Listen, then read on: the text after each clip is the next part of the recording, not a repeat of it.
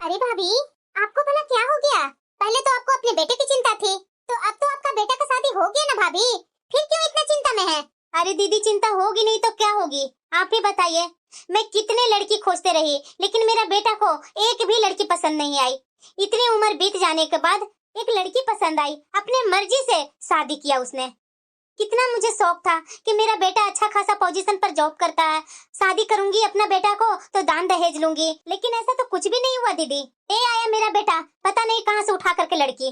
अरे भाभी, आपका बेटा का शादी नहीं हुआ था तो आप कितना चिंता में रहते थे कि मेरे बेटी की शादी नहीं हो रही है। जब आपका बेटा शादी करके ले आया घर में बहू, तो आप इतना क्यों टेंशन ले रहे हैं? अरे पूनम जल्दी करो। क्यों, अभी तो टाइम नहीं ना हुआ है जाने का? अरे यार तू पैकिंग करते करते ना काफी टाइम लगा देगी, इसलिए मैं बोल रहा हूँ जल्दी जल्दी हाथ चला। आज शाम को हम लोग को निकलना है ना दिल्ली के लिए। मुझे सब पता है कि आज हम लोग को निकलना है, लेकिन आप इतना क्यों खुश हो रहे हैं? अरे पूनम, शादी के कारण ना बहुत टाइम वैसे ही निकल गया है। अब मुझे लग रहा है कि जल्दी से जॉब ज्वाइन करूँ और जा करके थोड़ा रिलैक्स हो जाऊं। तो क्या मुझे नहीं जल्दी है क्या? मैं क्या बैठी रहूंगी? मुझे भी तो दिल्ली में जाकर जॉब ज्वाइन करनी है ना, मैं थोड़ी ना घर में बैठने वाली हूँ। अरे हाँ यार मुझे पता है, लेकिन तुम तो काफी दिन की छुट्टी ली है ना, कुछ दिन तो घर में ही रहेगी ना तुम। ये तो बात है। चलो, मैं अपना पसंद से क्यों ना शादी, तो इतना भी ये बुरा नहीं है, मेरे लिए तो अच्छा है। इसके साथ तो मेरी जिंदगी यूं ही कट जाएगी। माँ, तू तैयार होकर कहाँ जा रहा है बेटा? अरे माँ मैंने तुम्हें कल शाम को ही बताया था ना कि कल हमारी शाम की गाड़ी है दिल्ली जाने की। अरे बेटा, तू चला जाएगा माँ को छोड़कर? मैं अकेले रहूं क्या बेटा? क्यों माँ, पहले भी तो तुम अकेली ही रहा करती थी ना। हाँ बेटा, पहले तो अकेले में रहती थी। अच्छा ठीक है माँ, तुम्हें ये पहले बताना चाहिए था ना। अब मुझे टिकट कैंसिल करके फिर से टिकट करवानी होगी। वो मैं नहीं जानती हूँ, कुछ भी करवाओ, लेकिन मैं यहाँ गांव पर अकेले नहीं रहूंगी। ठीक है माँ। और सुन बेटा, एक बात तुझे मुझे बोलनी है। हाँ माँ बोलो ना। तुमने तो उस लड़की को मुझे जबरदस्ती पसंद करने के लिए बोला था, मैंने पसंद भी कर लिया। अब जैसा जैसा मैं बोल रही हूँ वैसा वैसा तुझे करनी होगी, नहीं तो जिंदगी भर के लिए मेरे मन में टीस बन करके रह जाएगी। अरे हाँ माँ बोलो ना, क्या बोलना है तुम्हें। तुमने क्या सोचा है कि शादी करने के बाद अपनी पत्नी को दिल्ली लेकर के रहोगे और माँ को यहाँ छोटे से शहर में छोड़ दोगे? क्या इसी दिन के लिए मैंने तुम्हें पढ़ा लिखा करके इतना बड़ा आदमी बनाया था? माँ अगर आप हमारे साथ चलना चाहती है तो कोई एतराज नहीं है मुझे, पर माँ एक बात मैं बोल देता हूँ कि दिल्ली में ना अगर आप ये चाहोगी ना कि आपकी बहू कुर्ती सलवार और साड़ी पहन करके रहे तो ये मुश्किल है। वहां के हिसाब से उसे कपड़े पहनने की आजादी तो मिलनी ही चाहिए ना। आप जानती हो ना माँ कि मेरी पत्नी मुझसे ज्यादा पढ़ी लिखी है और उसके बाद भी उसे किसी चीज की घमंड नहीं है। वो नौकरी भी करती है परंतु बहुत सादे ढंग से रहती है। देखिएगा माँ, आपको भी वो अच्छी लगने लगेगी। अरे हाँ बेटा, क्यों नहीं भाभी पसंद करेंगी, जरूर पसंद करेंगी। तुम जाओ, जो काम करना हो कर लो। दीदी ये क्या बोल रहे हैं आप? मुझे मेरी बहू के सामने झुकने का बात कर रहे हैं? अरे नहीं भाभी, मैं झुकने का कहाँ बात कर रही हूँ। देखिए भाभी, बहू बेटे अगर गलत हो ना तो दो चार बात बोला जा सकता है, लेकिन मैं तो कभी भी आपका बेटा को गलत करते हुए नहीं देखा है। तो आपकी बहू जब घर में आ गई है तो दोनों को अपना करके अच्छे से रहिए। अब ये मत सोचिए कि मेरा बेटा शादी करके लाया है, दान दहेज लेकर के नहीं आया है तो ये गलत किया है। बेटा ये मन में रख करके मत चलिए भाभी, नहीं तो आगे जा करके आपको ही बहू के साथ रहने में बहुत मुश्किल होगी भाभी। देखिए भाभी, मैं कभी नहीं चाहूंगी कि आपका बेटा बहू में झगड़े हो, लड़ाई हो, क्योंकि भैया तो रहे नहीं, आप अकेले हैं।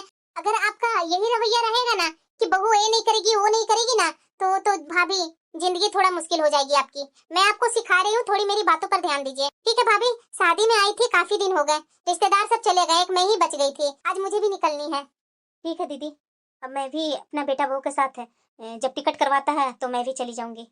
ठीक है भाभी, अब जब यहाँ गांव पर आएंगे तब फिर आपसे मिलने में आऊंगी। ठीक है दीदी, आप ऐसा कीजिए ना, दिल्ली में भी आ जाइएगा ना मेरे बेटे बहू के पास। अरे नहीं नहीं भाभी, बहुत मुश्किल हो जाएगी, यहाँ आ जाती थी ना यही मेरे लिए अच्छी थी, अब दिल्ली में कहाँ घूमते फिरते रहूंगी।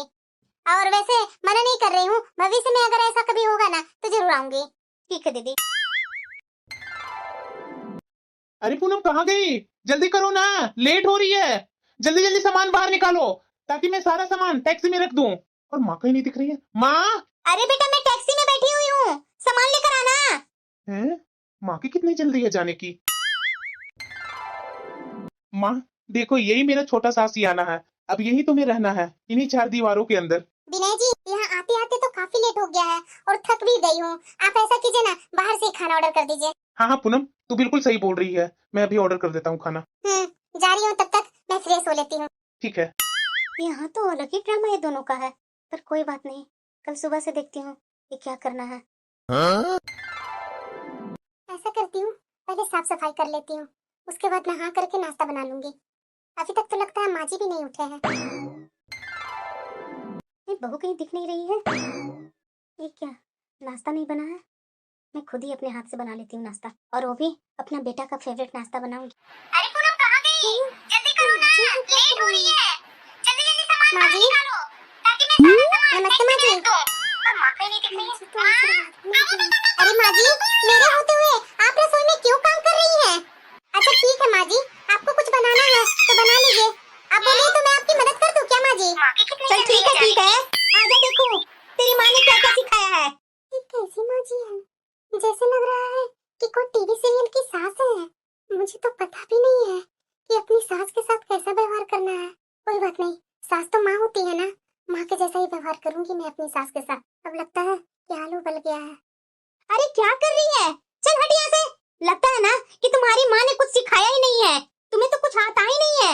ना जाने मेरे बेटे ने तुम में क्या दिखा, मेरा तो जीवन ही बर्बाद हो गया।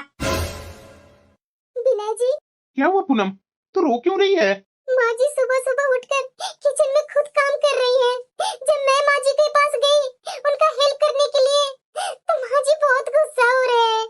अरे पूनम, तू जानती है ना कि हमारी माँ शादी का सारा भार अपने कंधों पर ले रखा था। हो सकता है थक गई होगी, फिर रास्ते की थकान इसी वजह से चिड़चिड़ हो गई होगी। उनकी बातों को दिल पर मत लो। एक हफ्ता की छुट्टी ली है ना, उनके साथ अच्छे संबंध बनाने की कोशिश करो, सब ठीक हो जाएगा।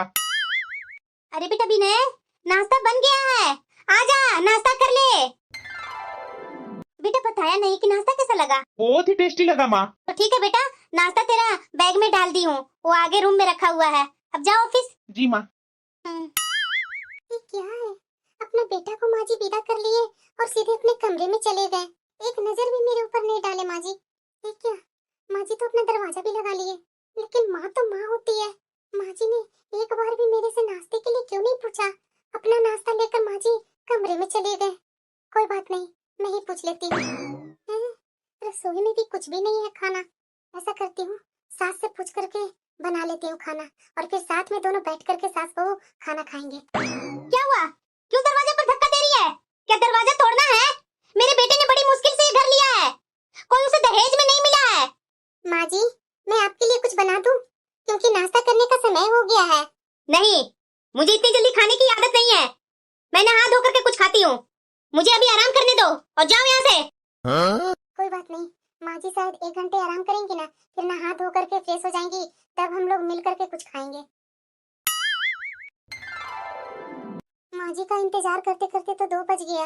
मुझे भूख भी बहुत जोरों की लगी हुई है, लेकिन माँ जी कुछ खाए नहीं है और मैं खा लूंगी तो ये अच्छी बात नहीं है ना। और माँ जी तो इतना गुस्सा होकर बात करते हैं, मुझे हिम्मत ही नहीं हो रही है कि फिर से मैं दोबारा जाकर पूछूं। ऐसा करती हूँ कि मैं विनय जी से ही बात कर लेती हूँ। हेलो विनय जी। हाँ बोलो। मुझे बहुत तेज भूख लगी है। मैंने सोचा था कि माँ जी के साथ मिलकर खाऊंगी, पर वो तो कुछ बोल ही नहीं रहे हैं। क्या मैं चाय बनाकर पी सकती हूँ? क्या, मेरी माँ सुबह से भूखी प्यासी है और तुम्हें चाय की पड़ी है? जाओ अभी के अभी और उसे खाने के लिए मनाओ। शायद तुम्हारी किसी हरकतों की वजह से माँ नाराज हो गई है, इसीलिए वो खाना नहीं खा रही है।